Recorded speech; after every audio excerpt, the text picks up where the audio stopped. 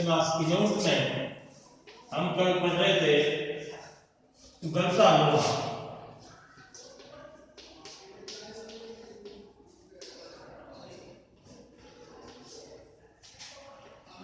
शेखर जोशी की रचना थी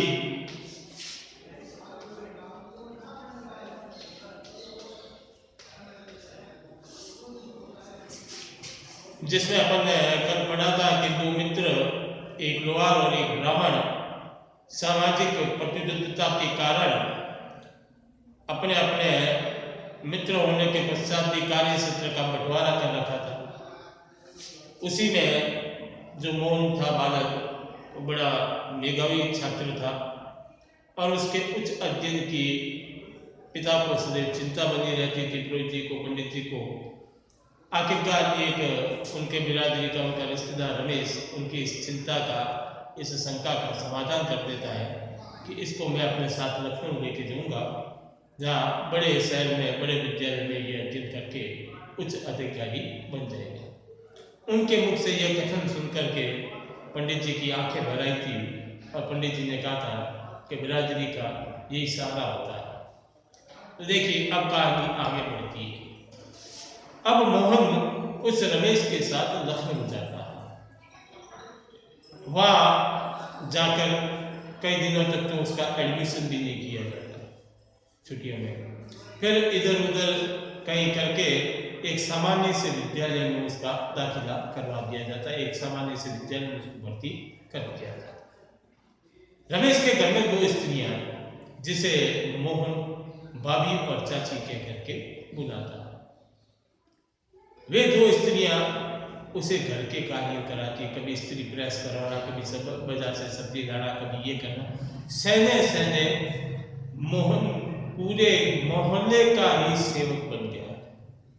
केवल घर का ही नहीं, अपितु पूरे मोहल्ले का ही सेवक बन गया था। सब लोग उसका नाजायज फायदा उठाते थे। रमेश हालांकि एक बाबू था, कोई सामान्य बाबू था, लेकिन फिर भी रमेश लोगों को यह बताते हुए शर्म महसूस करता था कि मोहन मेरा रिश्तेदार है। उसे ऐसा लगता था कि ये कहने से मेरे प्रतिष्ठा को ठेस पहुंचेगी। वो उसके साथ सदैव नौकरों के समान व्यवहार करता था। इधर मोहन अपने वर्तमान अवस्था को देखकर पिता को दुखी नहीं करना चाहता था, क्योंकि पिता ने उसको लेकर के अनेक सपने संजोए थे। अगर वो बता देता कि इस प्रकार की पीड़ा है, इस प्रकार का कष्ट है, इस प्रकार का दुख है, तो पिता को बड़ा आहत होता, दुख होता, पीड़ा होती। यही सोच करके मोहन ने अपनी वस्तु स्थिति को उनको नहीं बताया। चुपचाप वो जहर का घूंट पीता गया और कार्य में संलग्न रहा। इसका परिणाम ये हुआ कि गांव का मेधावी छात्र शहर के विद्यालय में अपना कोई स्थान बनाने में नाकाम। उसका सीधा सीधा असर उसकी पढ़ाई पर पड़ा। कहा तो गांव का मेधावी छात्र था, अध्यापक उसकी तारीफ किया करते थे कि विद्यालय का नाम रोशन करेगा, और सब छात्र मानते भी थे कि ब्राह्मण का लड़का है, आगे जाकर के उच्च अध्ययन करेगा और इतना मेधावी है तो कोई ना कोई पद पर यह हासिल होगा। अब केवल साल में एक दफे मोहन को घर जाने की छूट होती थी, गर्मी की छुट्टियों में, और वो भी उस समय कि यदि रमेश के परिवार का कोई सदस्य गांव जा रहा है तो। अन्यथा घर पर यह कह करके कह दिया जाता था, पंडित जी को यह कह दिया जाता था कि आगामी कक्षा की तैयारी के लिए मोहन को मैंने यही रोका, और पंडित जी भी मान लेते। इसी दरमियान पंडित जी की मुलाकात एक बार धनाराम से हुई, मोहन के मित्र जो लोहार था उससे हुई। तो धनाराम ने पूछा कि भाई और क्या हालचाल है मोहन का। तो पंडित जी ने कह दिया कि वो तो कलेक्ट्रेट में नौकरी लग गई है और अब वो विवाह की परीक्षा देके वो बहुत जल्दी उच्च अधिकारी बनने वाला है। ये कहते कहते उनके मन को बड़ी पीड़ा हो रही थी। अंततः जब इस बात का जानकारी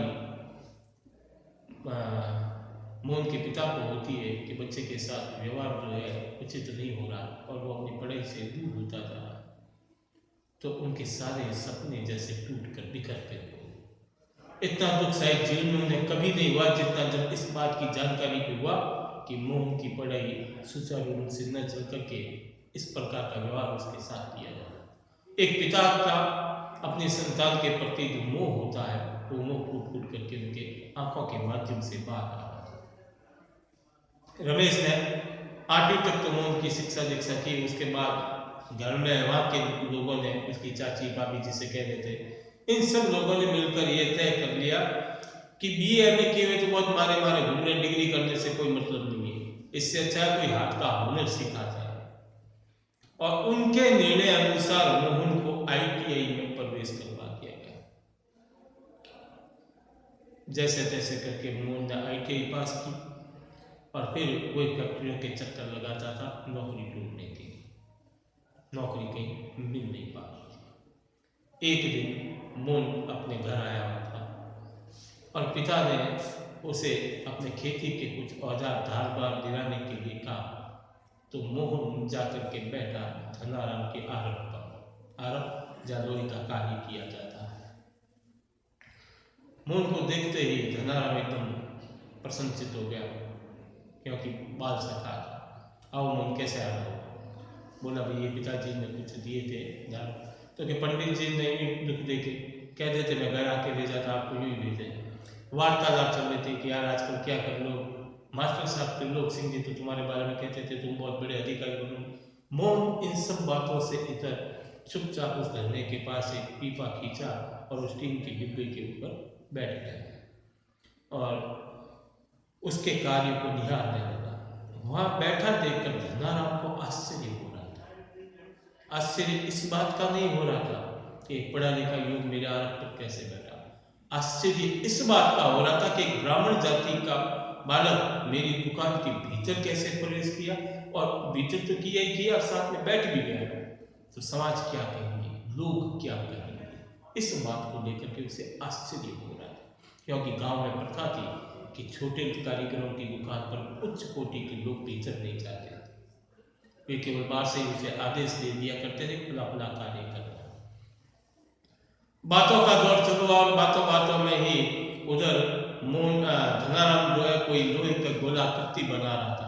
वो बार बार प्रयास कर रहा था, बन नहीं पा रही थी। अचानक से मोहन ने बातों बातों में उससे छीना, लोहे को अग्नि में झोंका और फिर हथौड़ी से चोट करते करते उसको गोलाकृति हूबहू बना दी। तो आश्चर्य की सीमा नहीं रही।